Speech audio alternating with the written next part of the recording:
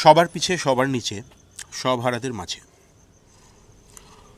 প্রদীপের নিচের অন্ধকারটা যেমন সব থেকে গাঢ় হয়, আজকে দাঁড়িয়ে আছি বর্ধমান শহর, পশ্চিমবাংলার অন্যতম গুরুত্বপূর্ণ বাণিজ্য কেন্দ্র এবং শিক্ষা কেন্দ্র।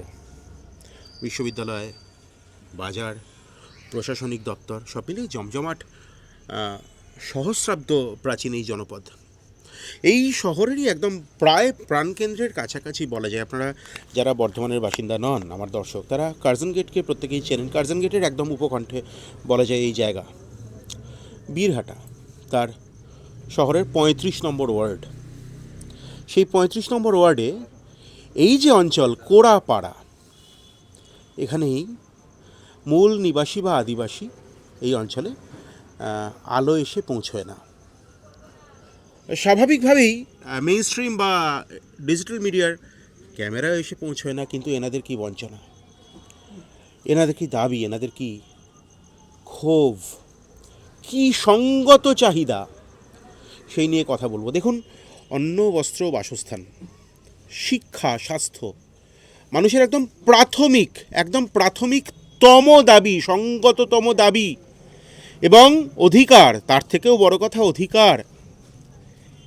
ঠিক এরকমটা অন্ধকার ছিল না, জানেন। এখানে এখন যারা পশ্চিমবঙ্গ বস্তি উন্নয়ন সমিতি করেন, তারা, আমি ব্যক্তিগতভাবে জানি, তারা অনেকে একটা সময় এখানে শিক্ষার আলো এনে ফেলতে চেয়েছিলেন। তারপরে তো গঙ্গা দিয়ে পাশে বাঁকা বলে একটি ছোট্ট নালা আছে, নদী অনেকে বলেন স্থানীয়রা, অনেক জল গড়িয়ে গেছে। এখানে অন্ধকার জমাট হয়েছে, শিক্ষার আলো এসে পড়ে না। যারা নিজেদের অধিকার শিক্ষা পেতে চাইছেন, তাদের কী বঞ্চনার মুখে পড়তে হচ্ছে, আমার মুখে না, ওনাদের মুখে শুনুন। বাকিটা পশ্চিমবঙ্গ বস্তি উন্নয়ন সমিতি খুব নীরবে একটি খুব গুরুত্বপূর্ণ কাজ করে ফেললো, সেটা তাদের মুখে আগে শুনবো। আমি এই দিদির সঙ্গে, আমি বোনই বলি, আমার থেকে বয়সে ছোটই হবেন। আপনাকে, এই পাশেই তো বর্ধমান বিদ্যার্থী ভবন গার্লস হাই স্কুল, পশ্চিমবাংলার একটি অন্যতম গুরুত্বপূর্ণ বালিকা বিদ্যালয়। বছরের পর বছর এখান থেকে অনেক নামী কৃতী ছাত্রী তারা পরীক্ষা দিয়ে বেরিয়ে আসেন। সেখানে ভর্তি করতে গিয়েছিলেন মেয়েকে, কি অভিজ্ঞতা হয়েছিল একটু বলুন তো দিদি, কি হয়েছিল? এই আধার কার্ডের জন্য ফর্ম তোলা হচ্ছিল না, দিয়ে কী বলে ওইখানে গিয়েছিলাম, এক জায়গায় গিয়েছিলাম, সেখান থেকে ফোন করেছিল, দিয়ে গিয়েছিলাম, সেখান থেকে যাওয়ার পর ওইখানে ফোন করেছিল, দিয়ে স্কুলে গিয়েছিলাম, দিয়ে ফর্ম তোলা হয়েছে। ফর্ম তোলা হচ্ছিল না কেন বলুন তো? আধার কার্ডের জন্য। কার আধার কার্ডের জন্য? বাচ্চার বয়স কত? বাচ্চার বয়স 5 বছর 10 মাস। বাচ্চার আধার কার্ড কিন্তু এখানে ম্যান্ডেটারি নয়, সেটা আমি বলছি না, সেটা স্কুল শিক্ষা দপ্তর বলছে, সেটা পর্ষদ বলছে। কি বলা হয়েছিল আপনাকে স্কুলে যাওয়াতে? যে আধার কার্ড না থাকলে ফর্ম দেওয়া হবে না। আপনার আধার কার্ড ছিল? আমার আধার কার্ড ছিল। আপনার হাজব্যান্ডেরও ছিল। আচ্ছা, তারপরে ঠিক কি হলো একটু বলুন। তারপরে ঘুরে বাড়ি চলে এসেছিলাম, দিয়ে বাড়ি আসার পরে দিয়ে ওই, আপনি লজ্জা পাবেন না, ঠিক কি হয়েছে আপনি একদম, মানে মানুষ আপনাকে দেখছেন, কি ঘটনা ঘটেছে সেটা আপনি একটু বলুন, গুছিয়ে বলুন কি হয়েছে। আধার কার্ড কো বহুল বলে একটু সরে আসুন এদিকে। না, ওদের মানে আধার কার্ডটা কি হচ্ছে, আমার ছেলেটা কোড়া তো, আর বৌমাটা টুরি, সেটা ওদের মানে মিল খাচ্ছে না, সেই জন্য ওদের আধার কার্ডের জন্য সেটা মেয়েটারও আধার কার্ডটা হচ্ছে না। এবার আধার কার্ড তুলতে গিয়েছিল, ওই দিনকে বলছে কি সেই রেজিস্টার না কি করতে হবে, তারপরে ওর আধার কার্ডটা সেই করবে না। আপনার নাতনি, উনি কি আপনার বৌমা? আচ্ছা, তো আপনি ছেলে? আচ্ছা, আপনি গেছিলেন সেদিন? আপনি তো মনে হয় নিয়ে গিয়েছিলেন বাচ্চাকে ভর্তি করার জন্য। কি একটু আসুন তো, কি ঘটেছে সেদিন বলুন তো। সেদিনকে ঘটেছে কি, স্যার আমাকে বকেছে, বুঝে ওখানে যাওয়ার ছিল না, ওখানে কেন গিয়েছিলেন আমাকে বলেছিল। আমি বললাম ফর্ম না দিলে দিতে হবে, দূরে দূরে ছেলে ভর্তি হচ্ছে, আর আমাদের গরিব মানুষের কাছে পিটি স্কুলে কেন আমাদের ফর্ম পাবো না, ওই জন্য এইখানে আমাদের যাওয়া হয়েছে। সেই জন্য আমাদের ওইখান থেকে আমাদের নিয়ে সেই আমরা চাইছি যে ভর্তি করলে আমাদের একটা ছেলে আমাদের পড়াশোনা শিখুক, সেটা আমরা চাইছি। আর ওরা বলছে না তোমাদের ওই নাই তোমাদেরকে ফর্ম দেওয়া হবে না, ভর্তি হবে না। কি নেই ওই যে মেয়েটার আধার কার্ড, আর এদের আধার কার্ডগুলো মানে হচ্ছে না, আর যে আধার মানে স্কুলে যে ভর্তি করলে বাবার ডকুমেন্ট তো হয়, বাবার ডকুমেন্টে হচ্ছে না, এবারে ওই বউ মায়ের নামে মানে হচ্ছে না বলে সেই জন্য ওরা মানে ইয়ে করছে না, ভর্তি নিচ্ছিল না। তো এবারে আমাদের ওইখান থেকে গিয়ে তারপর নিয়ে তারপরে এখন ওই ফর্মটা জমা নিয়েছি। সেদিন আপনি যখন হেডমাস্টার মশাইয়ের কাছে গেলেন আপনাকে ঠিক কি বলা হয়েছিল? আমাকে বললো যে ওইখানে গিয়েছিলেন কেন? কোথায় গিয়েছিলেন? ওই গিয়েছিলাম না না সে তো ঠিক আছে, মানে প্রথম দিন কি বলা হলো, কি বলে ফিরিয়ে দেওয়া হলো? প্রথম দিন আধার কার্ড নিয়ে বললো যে হবে না, ফর্ম দেওয়া হবে না, যে আপনাদেরকে এখন হবে না, আধার কার্ড লাগবে, সব জমা লাগবে তবে। তারপরে যে আমরা সব এটা বিদ্যার্থী ভবন গার্লস হাই স্কুলের প্রাথমিক যে প্রাইমারি যে অংশটা, প্রাইমারি স্কুল। হ্যাঁ, যেখানে গিয়ে এখানে গেলাম, দিয়ে ওখানে সকাল থেকে এইদিক সেদিক ঘুরলাম। ওনারা ডিআই অফিসে, ডিস্ট্রিক্ট ইন্সপেক্টরের অফিসে গিয়েছিলেন। গিয়েছিলাম, গিয়ে সকাল থেকে ঘোরাঘুরি করলাম, দিয়ে ডিআইএসপি স্যার ফোন করলো, স্যারকে ফোন করলো, দিয়ে বললো যে আপনার কাছে সোম করে আসবে, ওনাকে ফর্ম দিয়ে দেবেন। ফর্ম দেওয়ার পরে আমাকে দুটো কথা শোনালেন, বললো এরকম করবেন না, এরকম করতে নেই। হেডমাস্টার মশাই হ্যাঁ, কি করতে নেই? এইখানে গেছি যে ওইখানে গেছি ডিএমের কাছে, যে এরকম করছে, বললাম যে এখন যদি ফর্মটা না দিই তা আবার যাবে না। বললাম তো আমরা তো আবার যাবো, যতক্ষণ আমার মেয়ে ভর্তি হবে না ততক্ষণ যে 100 বার। হ্যাঁ, তাছাড়া আর কোনো আপনি কি কথা নেই। করেন ভাই? আমি এমনি লেবারের কাজ করি। লেবারের কাজ করেন? কোথায় কাজ করেন লেবারের? আমি যেখানে পাই সেখানে কাজ করি। মানে স্থায়ী কাজ কিছু নেই? না। আচ্ছা আচ্ছা, এখানে একটা মা একটু যদি সরে আসেন, এখানে একটু যদি সরে আসেন, একটা কথা একটু জিজ্ঞেস করি। আপনাদের এখানে আবাসের ঘর তো সরকার থেকে করে দেওয়া হচ্ছে, ঘর পেয়েছেন? না। কেন ঘর পাননি? কেন পাইনি? কেন? না, এখানের মধ্যে কেউ পায়নি, কেউ আমাদেরকে কেউ এইখানে এবারে যে এখানে কমিশনা সে বলছে না তোমাদের এইখানে কোনো ডকুমেন্ট নাই, কোনো পার্ট নাই, তোমাদের এইখানে কোনো কিছু দেওয়া হবে না। কদিন ধরে বাস করছেন এখানে আপনারা? আমাদের তো অনেক দিন, আমাদের মা বাবারা সব মরে গেল সব। আপনি কি এখানেই জন্মেছেন? হ্যাঁ। আপনি এখানেই জন্মেছেন। আপনার বয়স আমি যদি কম করে ধরে নিই অন্তত 50 বছর তো হবেই, তারও বেশি হবে। হবে বেশি। হ্যাঁ, তো কি বলা হয়েছে আপনাদেরকে? কি বলবে তোমাদের এইখানে কোনো ডকুমেন্ট নাই, কোনো পার্ট নাই, কোনো কিছু নাই, তোমাদেরকে কোনো ইয়ে ঘর দেওয়া হবে না, কোনো ইয়ে হবে না। আবাসের ঘর পাননি? আচ্ছা, কি কাজ করেন আপনারা? আমাদের এই সব লেবারের কাজ, সবই মিলে বা অন্য কোথাও লেবারের কাজ? আমাদের ধান কাটা। আচ্ছা, মিল কি চলছে না বন্ধ হয়ে গেছে? মিলে আমরা কাজ করি না, মিলে সব এখন সব বন্ধ হয়ে যাচ্ছে, মিল বন্ধ হয়ে যাচ্ছে তাই না? মিলগুলো সব বন্ধ হয়ে যাচ্ছে। এইসব আমাদের যেই বালি ফেলা, ধান রোয়া, ধান কাটা, ওইগুলোই আমরা করি। আচ্ছা, মিলগুলো বন্ধ হয়ে যাচ্ছে। এক সময় শস্যগোলা বর্ধমান এবং এখানকার একটা মূল ইন্ডাস্ট্রি ছিল মিল, রাইস মিল, অসংখ্য রাইস মিল। আপনি যদি এখানে এসে থাকেন তাহলে আপনি জানবেন যে প্রচুর রাইস মিল, এবং একের পর এক রাইস মিল হয় বন্ধ হয়ে যাচ্ছে, তা না হলে সেগুলো মাল্টি ন্যাশনাল কোম্পানির হাতে, সেটা আম্বানিদের হাতে, সেটা আদানিদের হাতে, বা আরও বিভিন্ন মাল্টি ন্যাশনাল কোম্পানির হাতে চলে যাচ্ছে, এবং কর্মী ছাঁটাই, কর্মী সংকোচন সেখানে একটা বড় সমস্যা। আপনাদের এখানে ছেলেমেয়েদের শিক্ষা, বা আপনারা তো চান আপনাদের ছেলেমেয়েরা পড়াশোনা করুক? হ্যাঁ, তো অবশ্যই করবে। হ্যাঁ, তো এখানে সেই মানে পড়াশোনার পরিবেশ পরিস্থিতি কেমন এখন? স্কুল থেকে পড়াশোনা হয় ঠিকঠাক? আপনি একটু সরে আসুন, একটু বলুন। হ্যাঁ হ্যাঁ ঠিকঠাক হয়। ঠিকঠাক হয়। আপনি নিজে কতদূর পড়াশোনা করেছেন? আমি পড়াশোনা খুব বেশি সুযোগ পাননি? না। আচ্ছা, কিন্তু এখানে মোটামুটি প্রাইমারি স্কুলে পড়ে এরকম বাচ্চা সংখ্যা তাদের কত? এই প্রাইমারি স্কুলে হ্যাঁ, আপনাদের এই যে অঞ্চলে এখানে প্রাইমারি স্কুলে পড়ে এরকম বাচ্চার সংখ্যা কত? হয় 30-40 জন তো হবে এই পাড়াতে আর কি বাচ্চা। 30-40 জন হবে। আমরা একদম আদিবাসী বস্তির মধ্যে একদম আছি, এবং এখানকার পরিবেশ একদম আনফিল্টার্ড আপনারা দেখছেন, আনকাট দেখছেন। আমি পশ্চিমবঙ্গ বস্তি উন্নয়ন সমিতি, আপনাদেরকে কে নিয়ে গিয়েছিল? ডিআই অফিসে যাওয়ার কথা আপনাদেরকে কে বলেছিল? আচ্ছা, কোনোভাবে কি কারোর সঙ্গে যোগাযোগ করে গিয়েছিলেন? যোগাযোগ মানে আমরা সেটা খোঁজ নিয়ে আমরা গেছিলাম। আচ্ছা, খোঁজ নিয়ে আপনারা গিয়েছিলেন। ডিআই কি বললেন আপনাদেরকে? দিয়ে কি বলবে, ওরা বলছে হ্যাঁ দরখাস্ত জমা করে, একটা দরখাস্ত জমা দেওয়া হয়েছিল, তারপরে ডিআই অফিসে এখান থেকে ফোন করে তবে স্কুলে যেতে হবে। আপনাকে তো দেখে যথেষ্ট আধুনিক এবং শিক্ষিত মনে হচ্ছে, তো আপনি যে আবাস যোজনা বা কিছু আপনি কাউন্সিলর বা কাউকে জিজ্ঞেস করেননি যে আমরা কেন ঘর পাচ্ছি না? না না ওইসব ব্যাপারে আমি কথা বলিনি। ওইসব ব্যাপারে আপনি কথা বলেন। আমরা মূলত একটু বোঝার চেষ্টা করলাম। আমরা হ্যাঁ, আমাদেরকে নিয়ে গেছিল। কে নিয়ে গেছিল? চন্দন মামা। চন্দন মামা নিয়ে গেছিল। চন্দন মামা নিয়ে গেছিল আমাদের এই অফিস দিয়ে, ডিআই অফিস। হ্যাঁ। তো ডিআই আপনাদেরকে বললেন যে ভর্তি হয়ে যাবে, হ্যাঁ হয়ে যাবে, উনি এবং সব করেছেন। উনিই সব করেছেন। বলেই তো এখন মেয়েটাকে এখন এই স্কুলের ফর্মটা আমরা জমা দিতে পারলাম। এবং ডিআই আপনাদেরকে বললেন যে মানে ডিআই এর কাছ থেকে যখন ঘুরে এসে স্কুলে এলেন, প্রাইমারি স্কুলে এলেন, তখন হেডমাস্টার মশাই কি বললেন? ওই তো হেডমাস্টার যেতে যে আপনারা ঠিক করেননি? না, আমাকে বললে এটা ঠিক করে নি, ওখানে গিয়ে আপনারা বেকার করেছেন। আমাকে বলছে যদি এটা ফর্মটা না দিই আপনারা তো আবার যাবেন এখানে। আইলাম আমি যদি যতক্ষণ ফর্ম পাবো না আমি তো গিয়ে যাবো না কেন, আমার মেয়ে যতক্ষণ ভর্তি হবে না আমি তো যাবোই। বুঝতে পারছি, মানে যিনি প্রধান শিক্ষক, আপনি তো শিক্ষকতার ব্রত পালন করেন, আমি শিক্ষকতাকে পেশা বলি না, আমি ব্রত বলি। সমাজের মহত্তম ব্রত আগামী তৈরি করছেন। আমি জানি না আপনি কে স্যার, তবে আপনার উদ্দেশ্যে আমার বিনীত অনুরোধ যে বড় কষ্ট করে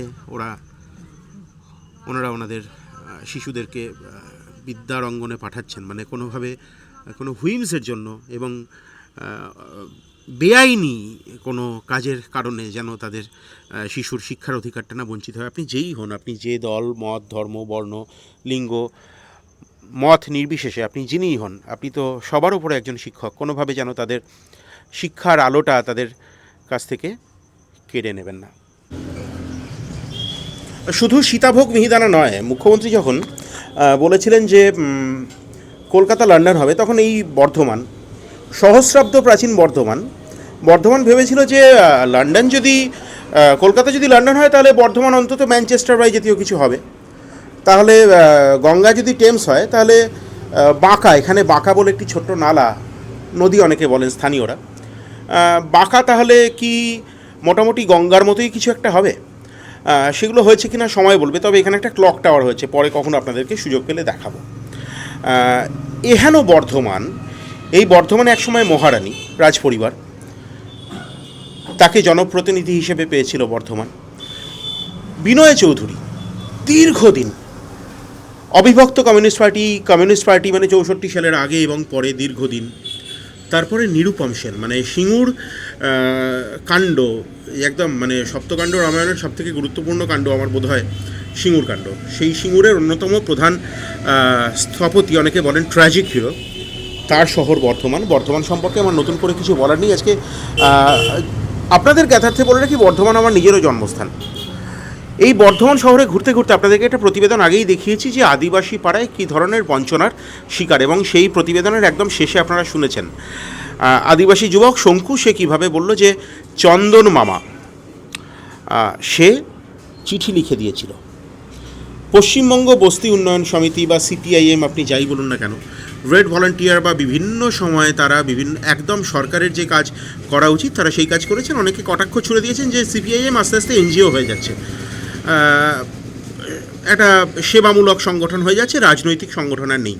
আমি তো এখানে এসে আবার অন্য চিত্র দেখলাম। দীর্ঘদিন পরে এই জায়গাটায় আমি এলাম। আগে যখন বর্ধমানে আমি সম্পূর্ণ সময় থাকার সুযোগ পেতাম, এখানে মাঝে মধ্যেই আসতাম, এখন অনেক দিন পরে এলাম এবং এসে দেখলাম যে সিপিআইএমের পার্টি অফিস এখন বাজছে রাত 9:30, ঠান্ডা যথেষ্ট, গমগম করছে লোকজন, আমি কাউকে ডেকে আনিনি, কিন্তু তারপরেও তারা হেরে যান কেন? আমার এই প্রশ্ন থাকবে, একদম প্রথম প্রশ্ন থাকবে চন্দনবাবুকে আমি জিজ্ঞেস করি, চন্দনদা বলার এই স্পেসটুকু আপনাদের কাছে চেয়ে নিচ্ছি, এই লিবার্টিটুকু। চন্দনদা, আপনি আমাকে বলুন যে কী ঘটনা ঠিক আদিবাসী মেয়েটির সঙ্গে বা শিশুটির সঙ্গে ঠিক কী ঘটনা ঘটলো, আপনারা কি করে জানলেন এবং কীভাবে কি প্রসিড করলেন, একটু যদি বলেন। ঘটনাটা হচ্ছে গত 9 ডিসেম্বর, আসলে 9 ডিসেম্বর আমাদের সংগঠন পশ্চিমবঙ্গ বস্তি উন্নয়ন সমিতির প্রতিষ্ঠা দিবস। আমরা প্রতিষ্ঠা দিবসের যে প্রোগ্রাম, সংগঠনের পতাকা উত্তোলন শহীদদের স্মরণের মধ্যে দিয়ে করার পরে আমরা যখন দপ্তরে বসেছিলাম, তখন আমাদের কাছে এই আমাদের বর্ধমান শহরের 35 নম্বর ওয়ার্ডের কোড়াপাড়া এলাকার কিছু বাসিন্দা এসে বলে যে আমরা স্কুলে আমাদের বাচ্চাকে ভর্তি করতে চাই। স্কুলে গেছিলাম, ফর্ম দিচ্ছে না। আমরা জানতে চাইলাম ফর্ম দেবে না কেন, সরকারি স্কুলে ফর্ম দেবে, এটা তো খুব স্বাভাবিক ব্যাপার। তখন বলল যে না, বিদ্যার্থী গার্লস স্কুলে বাচ্চার আধার কার্ড লাগবে, বাচ্চার আধার কার্ড না থাকলে ফর্ম দেওয়া হবে না বলেছে। কারণ ওদের ফর্ম দেওয়ার ডেট কবে বললো 8 তারিখ এবং 9 তারিখ, এবং ঘটনাচক্রে সেদিন লাস্ট ডেট ছিল। আমরা বললাম তোমরা স্কুলে যাও, আমরাও যাচ্ছি স্কুলে। কেন ফর্ম দেবে না জানতে হবে। তোরা স্কুলে যায় ওদের সমস্ত কাগজপত্র নিয়ে, বাচ্চার বার্থ সার্টিফিকেট, তার বাবা মা, তাদের ভোটার কার্ড, আধার কার্ড, যা যা গভর্নমেন্টের নির্দেশ রয়েছে সমস্ত সাপোর্টিং ডকুমেন্ট নিয়ে স্কুলে যায়। আমরাও যাই, স্কুলে কথা বলি, স্কুল হচ্ছে সরাসরি জানিয়ে দেয় যে আমরা হচ্ছে কোনোভাবেই বাচ্চার আধার কার্ড না থাকলে ফর্ম ইস্যু করছি না। আমরা বলি প্রতি উত্তরে যে বর্ধমান শহরের তো এই চিত্র নয়। এটা কার সঙ্গে কথা বললেন আপনি? এটা আমরা কথা বলি ওই স্কুলের যারা হচ্ছে ক্লারিক্যাল পোস্টে রয়েছেন বা যারা ফর্ম ইস্যু করছেন, শিক্ষক শিক্ষিকারা রয়েছেন, তাদের সঙ্গে বললাম আমরা নোটিশে লিখেছি। আমরা দেখলাম ওরা একটা নোটিশ স্কুলের দরজায় লাগিয়েছে, সেখানে পরিষ্কার হচ্ছে লেখা আছে যে ছাত্রীকে ফর্ম তুলতে গেলে ছাত্রীর আধার কার্ড বাধ্যতামূলক। এবং অনেক অভিভাবক আমাদের কাছে হচ্ছে এরকম বলেছেন যে আধার কার্ড নেই বলে ফর্ম দিল না। তো মিলে গেল ঘটনাটা স্কুলের নোটিশের সঙ্গে, এবং ফর্ম না দেওয়ার যে সত্যতা সেটা হচ্ছে পুরোপুরি পরিষ্কার।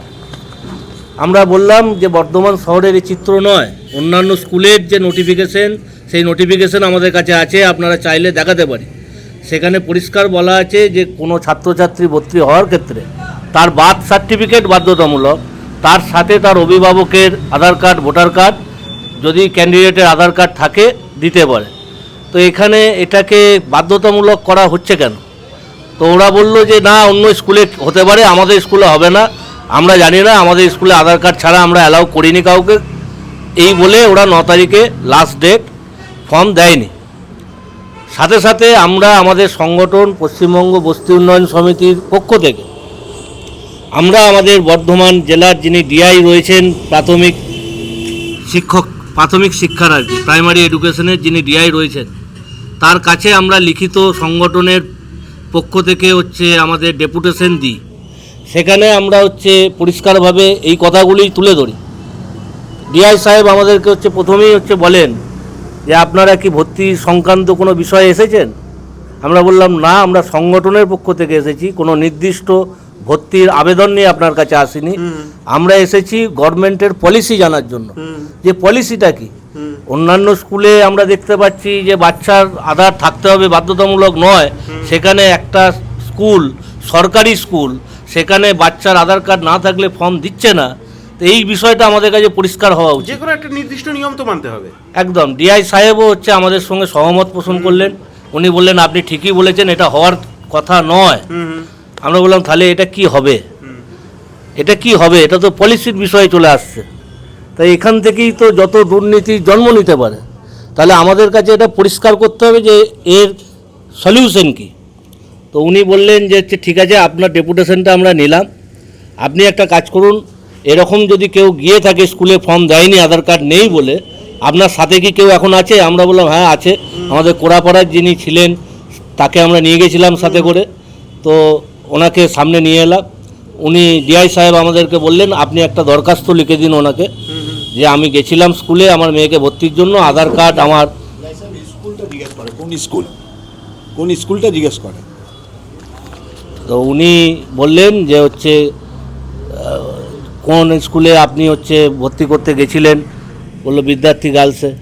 তো আমাকে আধার কার্ড দেয়নি, ছিল না বাচ্চার, সেই জন্য আমাকে হচ্ছে ভর্তি নেয়নি, আমার ফর্ম দেয়নি।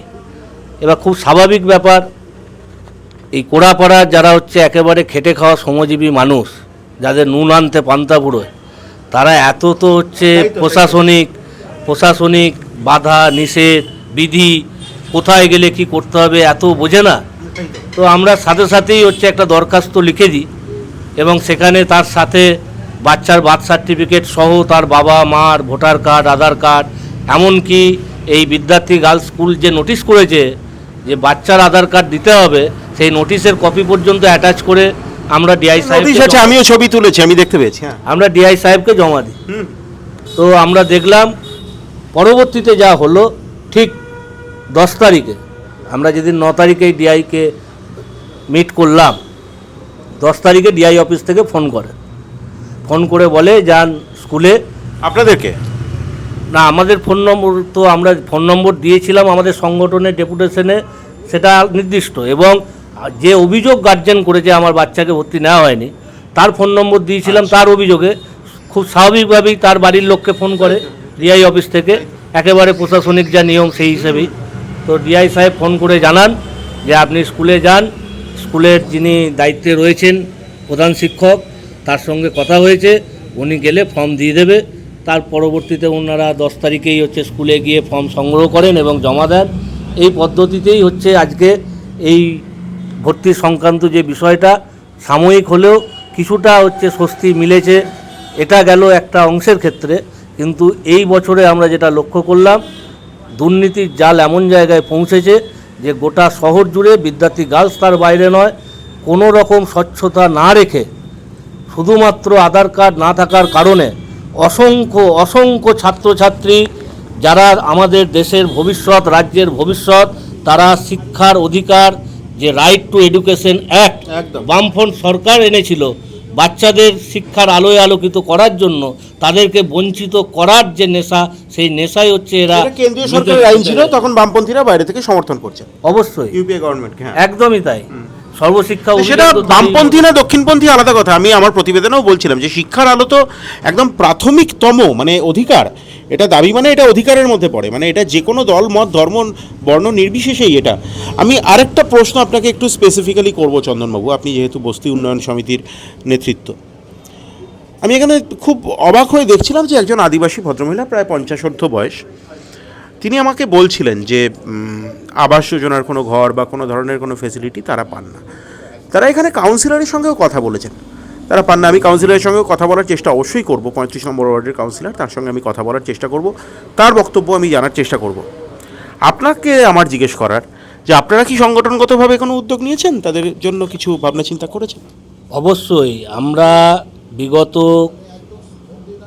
দিনে ডিএলআরও সাহেব যিনি রয়েছেন, আমাদের জেলার ল্যান্ডের যিনি অফিসার, যিনি দেখেন জমি সংক্রান্ত বিষয়, তার কাছে আমরা গিয়েছিলাম। আমাদের সংগঠনের প্রাথমিক দাবি যে নিঃশর্তে জমির পাট্টা বা অধিকার বা মালিকানা যাই বলুন না কেন, সেটা হচ্ছে ধরুন যারা দীর্ঘদিন ধরে বসবাস করছে, আমাদের আইন আছে, আইনে বলছে যে দীর্ঘ যদি 20 বছরের ওপরে কেউ বসবাস করে, সেই জমির ওপরে তার হক রয়েছে, তার অধিকার রয়েছে, সেই অধিকার থেকে বঞ্চিত হচ্ছে। এবং মুখ্যমন্ত্রী যেখানে এত সদয়, এবং সরাসরি মুখ্যমন্ত্রী অন মিডিয়া বলেছেন যে যাদের জমির কাগজ নেই তাদেরকে আমরা জমির কাগজ সরকার থেকে দেব, দিয়ে আবাসের ঘর করে দেবো।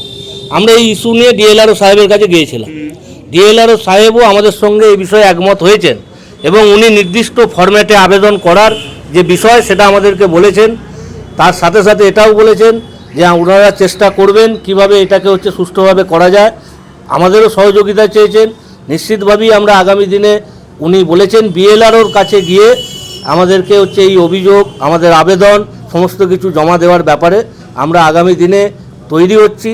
বিএলআরওর কাছে যাব এবং যারা দীর্ঘদিন ধরে বসবাস করছেন সরকারি জায়গায়, তাদের পাট্টা যাতে হচ্ছে দেওয়া যায় এবং পাট্টা দেওয়ার পরেই তাদের পাট্টা হাতে পাওয়ার পরে তাদের আবাস যোজনার ঘর কিভাবে ছিনিয়ে আনতে হয়, গরিব মানুষের অধিকারকে কিভাবে রক্ষা করতে হয়, আমরা পশ্চিমবঙ্গ বস্তি উন্নয়ন সমিতির পক্ষ থেকে যা যা করা দরকার তাই করব। যেমন আমি আপনাকে জিজ্ঞেস করি, বর্ধমান দক্ষিণের এখানকার যিনি এমএলএ জনপ্রতিনিধি, তিনি নিজে, আমি জানি, সকলেই জানেন যে অত্যন্ত পশ্চাৎপদ প্রান্তিক পরিবার থেকে উঠে আসা একজন মানুষ, এবং তিনি দরিদ্র অংশের মানুষের জন্য, গরিব মানুষের জন্য অনেক ধরনের অনেক কাজ ইত্যাদি করেছেন। তো তিনি এই বিষয়ে কোনো পদক্ষেপ করেননি এখনো পর্যন্ত? ওনারা করবেন না এই কারণে, পৌরসভার পক্ষ থেকে? না, পৌরসভার পক্ষ থেকে করবে না। আমরা দেখেছি, আমরা নিশ্চিতভাবে হচ্ছে আরও কিছু হচ্ছে বছর যদি পিছিয়ে যায়, তো উদ্যোগ একটা, যখন এখানে বামপন্থীদের পৌর ভোট ছিল, তখন আমাদের এই বিরাটারি 34 নম্বর ওয়ার্ডের একটা বস্তিকে পাট্টা দেওয়ার যে কাজ, সেটা প্রায় সম্পূর্ণ হয়ে যাওয়ার মুখে, সেটাকে পর্যন্ত বানচাল করে দিয়েছে এই তৃণমূলের পৌর ভোট। এই পৌরসভা তৃণমূলের পৌরসভা, মানুষের পৌরসভা নয়। এই পৌরসভা চোর, দুর্নীতিবাজ, লুটেরা, যত বড় দুর্নীতিগ্রস্ত আছে তত বড় হচ্ছে তৃণমূলের নেতা, তাদের হচ্ছে জায়গা, আসর হচ্ছে বর্ধমান পৌরসভা। বর্ধমান শহরের যিনি বিধায়ক রয়েছেন বর্ধমান দক্ষিণ বিধানসভার, তিনিও এর বাইরে নয়। আচ্ছা, আমি এখানে আপনাদেরকেও আমি একটু আপনাদের সঙ্গে কথা বলতে চাইবো যে এতজন মানুষ তো আপনারা এত রাত 10টা প্রায় বাজতে চলো, হ্যাঁ 9:40 পার্টি অফিসে বসে আছেন এবং এত বিস্তর অভিযোগ, আমি তো নিজেই চোখে দেখে এলাম এত বিস্তর অভিযোগ, তো আপনারা বর্ধমানে ভোট হেলে এইভাবে হেরে যান কেন? কি আপনাদের সমস্যাটা কি? আমরা ভোট এলে হেরে যাই, এই কথাটা আমার হেরে যান মানে বিশ্রীভাবে হেরে যান? এবার এই কথাটা বলাটা ঠিক হবে না। এই কারণেই আপনারা তো পশ্চিমবাংলা সহ বিভিন্ন জায়গায় ঘুরে দেখছেন, আপনি আমাদের এই বর্ধমান শহরের 35 নম্বর ওয়ার্ডেও আসবেন, কিভাবে ভোটটা পরিচালনা হয় এবং প্রশাসনিক কতটা উদ্যোগ থাকে না থাকে আর আমাদের অবস্থানটা কি থাকে আপনারা দেখলেই বুঝতে পারবেন। এখন নতুন করে আমি বলে আর আপনাদের বিড়ম্বনা তৈরি করতে চাই না। না, আমরা কাটার রাস্তা দিয়ে হাঁটি, আমাদের বিড়ম্বনা কিছু নেই। আপনাদের যারা সহকর্মী অন্যান্য হাউসের সঙ্গে যুক্ত আছেন তাদেরকে জিজ্ঞেস করবেন, তারাও তো কেউ কেউ আসে। আমরা কি অবস্থায় থাকি, এলাকার মানুষ আমাদেরকে কোন চোখে দেখে আর কিভাবে ভোটটা হয়, আপনারা এলেই বা যদি কিছুক্ষণ থাকেন ভোটের সময় তাহলে সম্পূর্ণ চিত্রটা বুঝতে পারবেন। চন্দ্রবাবু, এ তো মানে এরকমটা ভেবে নেওয়ার কোনো কারণ নেই। আমি এটা ভাববো না যে আপনারাও যদি সরকারে আসেন বা সরকারে ছিলেন তৃণমূলের দিকে গোলাপ ফুট ছোটো ছোটো মারতেন, এরকমটা ছিল না, এরকমটা হয় না। তৃণমূলও সেটা করবে না, সেটাই খুব স্বাভাবিক। আপনাদের সাংগঠনিক ক্ষমতা কোথায়? আপনারা এইভাবে হেরে যাচ্ছেন দিনের পর দিন। বর্ধমান পৌরসভা একটা সময় বামেদের দুর্ভেদ্য ঘাঁটি ছিল, এখন 35-0 তো ছেড়ে দিন, মানে 5% ভোট আপনারা পান না। আসলে আমরা সাংগঠনিক দিক থেকে যে এর জন্য দায়ী এমনটা নয়। আপনি যদি দেখেন যে এই তৃণমূল সরকার ক্ষমতায় আসার পর থেকে কার্যত প্রতিটা মানুষের অধিকারকে এরা পায়ের তলায় পিষে মেরেছে, এবং পিষে মেরেছে নিজেদের সাংগঠনিক ক্ষমতায় নয়, রাষ্ট্রযন্ত্রকে ব্যবহার করে।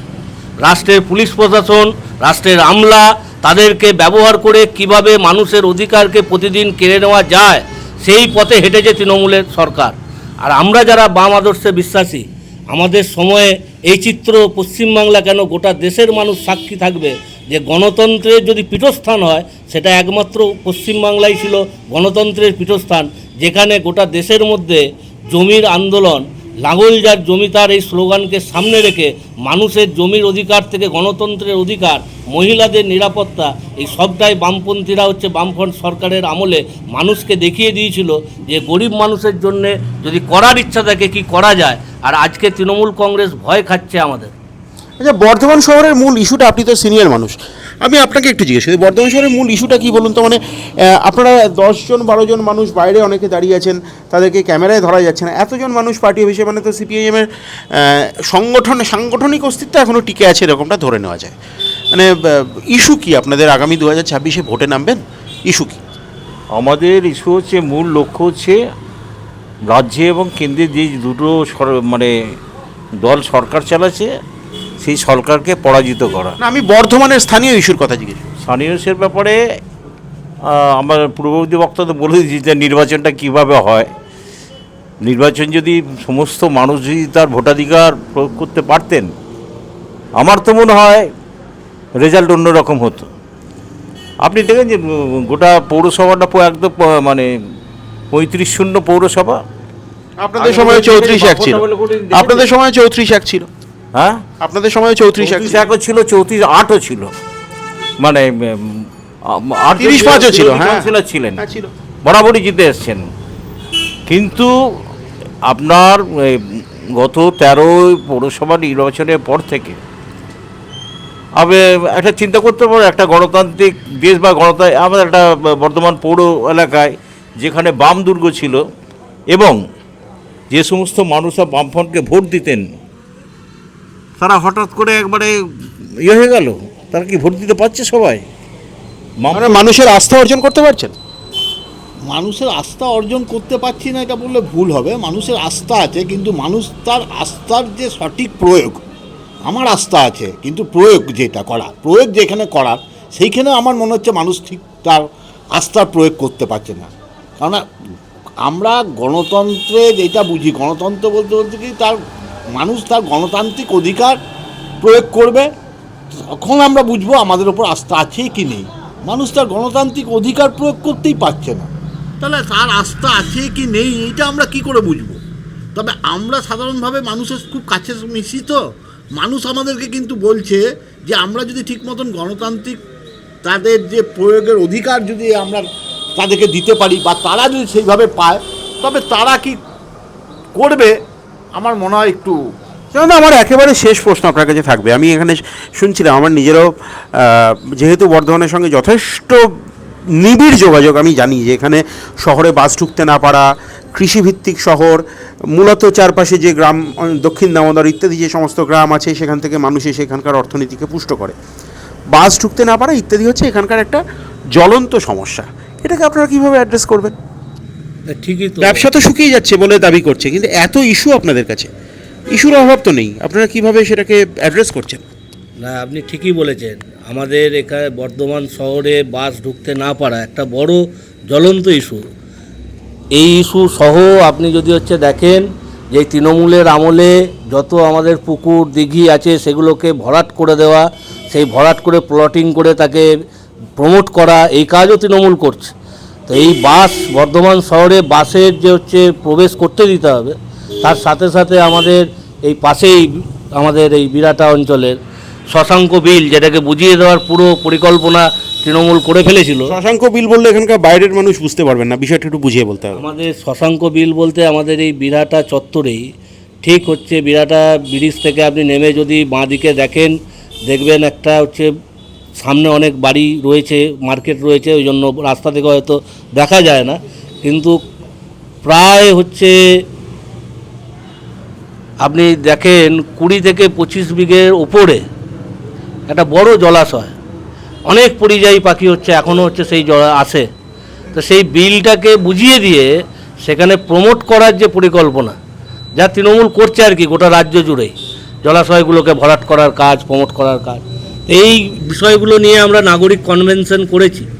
নাগরিক কনভেনশনে আমরা শপথ নিয়েছি যে কিভাবে এই বিলকে বাঁচানো যায়। এখনও পর্যন্ত তারপর থেকে এই যে উদ্যোগ, বিলটাকে বাঁচানোর যে আমাদের উদ্যোগ, এটা খানিকটা হলেও ফলপ্রসূ হয়েছে। এবং এটাও আপনাদেরকে বলছি, বর্ধমান শহরে বাস যাতে আসে, ঢুকতে পারে, যাতে এই খেটে খাওয়া শ্রমজীবী মানুষগুলো যারা প্রতিদিন বর্ধমান শহরে আসে রুটি রুজির জন্যে, পেটের তাগিদে, তাদের খানিকটা সুরাহ হয়, তার জন্য আমাদের লড়াই আরও তীব্র হবে। এবং আপনাকে নিশ্চিতভাবে বলছি, আগামী দিন আসতে চলেছে, গরিব মানুষ যারা এতদিন বঞ্চিত হয়েছে তাদের সময় আসতে চলেছে। এই তৃণমূল যেভাবে মানুষের অধিকারকে কেড়ে নিচ্ছে, এই দিন আর থাকবে না। 26-এর নির্বাচনের আগে আত্মবিশ্বাসী? একেবারেই আত্মবিশ্বাসী আমরা, আত্মবিশ্বাসী। 5% থেকে বাড়বেন নাকি জয়ের কোনো দূরতম সম্ভাবনাও আছে? মানে এই প্রশ্ন করতেই হয়। আপনাকে তো বললাম, আপনি যদি 2019-এর কোভিড থেকে আজকে 2025-এ দেখেন, মানুষ যখনই বিপদে পড়ে তারা মনে করে তাদের পাশের বন্ধু সেটা একমাত্র বামপন্থীরা। তার মানে এটা নয় যে বামপন্থীদের কাছে তারা সুযোগ সুবিধা নিতে আসছে। আসলে মানুষের সম্পূর্ণ আস্থা রয়েছে, আর আমরা যারা বাম আদর্শে বিশ্বাসী, আমাদেরও শ্রেণীর প্রতি তীব্র আস্থা রয়েছে, ভালোবাসা রয়েছে, আমাদের শ্রেণীর প্রতি দায়বদ্ধতা রয়েছে। এবং আমরা জানি আমাদের এই শ্রেণী দৃষ্টিভঙ্গি, যে শ্রেণী দৃষ্টিভঙ্গির দুয়ারে দাঁড়িয়ে আমরা রাজনীতি করছি, সেই জায়গায় দাঁড়িয়ে আগামী দিন এই খেটে খাওয়া শ্রমজীবী মানুষের এই 5% না 0 এই রাজনীতিতে বামপন্থীরা আটকে থাকবে না। আগামী নির্বাচন প্রমাণ করে দেবে যে পশ্চিমবাংলা বামপন্থীদেরই জায়গা। এখানে অন্য কোনো রাজনৈতিক দল যারা বিভেদের নামে মানুষকে ভাগ করার চক্রান্ত করছে, তৃণমূল হোক বা বিজেপি, এই দুটো দলকেই সহস্র যোজন দূরে ঠেলে দেবে পশ্চিমবঙ্গের মানুষ। আত্মবিশ্বাসী শোনালো মেসি, একটা প্রচণ্ড মেস তৈরি হলো মেসি আশাকে কেন্দ্র করে। অনেকে দেখতে পেলেন না, শহরাঞ্চলের অনেক মানুষের ক্ষোভ। চাকরি চুরি অনেকে বলছেন, দুর্নীতি বলছেন, ভয়াবহ। এই ঘটনাগুলোর প্রভাব কিভাবে শহর বর্ধমানকে, কারণ শহর বর্ধমান এই জন্য পশ্চিমবাংলার মানচিত্রে রাজনীতিতে গুরুত্বপূর্ণ, তার কারণ কৃষি ভাণ্ডার, মানে শস্য গোলা, এই পরিমাণ ধান রপ্তানি হয় এবং অর্থনীতির একটা মূল চালিকা শক্তি গ্রাম বাংলার এবং বৃহৎ অংশে পশ্চিমবাংলার।